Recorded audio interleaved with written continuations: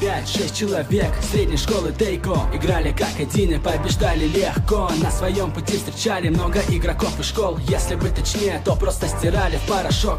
Воспитан по-другому, на порядок выше. Приставали дома, потому таким вот вышел. Помогали в этом глаза императора. Нет, ни шагу назад, это Мурат был я. Нету света, нету тени, не заметен по уроку. Помогал ему Акаши, преподал пару уроков. Ходили слухи про него, как про игрока, которого в игре никто не видел никогда. Киса орет, а был грозою девушек, но никогда не променял бы баскетбол. Ну уж нет, мог копировать стили, мог победить любого, никогда бы не уступил победу без боя. Поколению чудес поклонялся миру весь, покорили сотни сердец, человек 6.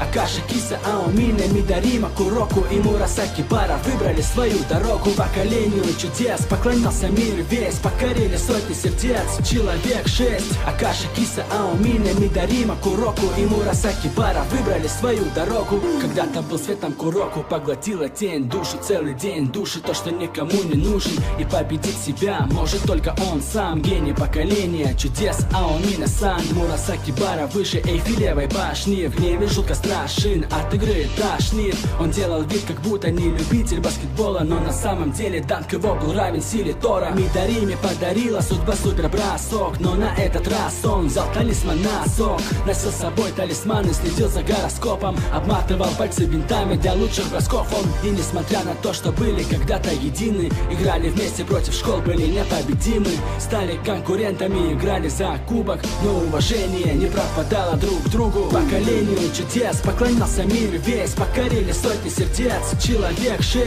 Акаши, Киса, Аомина, Мидарима, Куроку и Мурасаки Бара выбрали свою дорогу. Поколению чудес.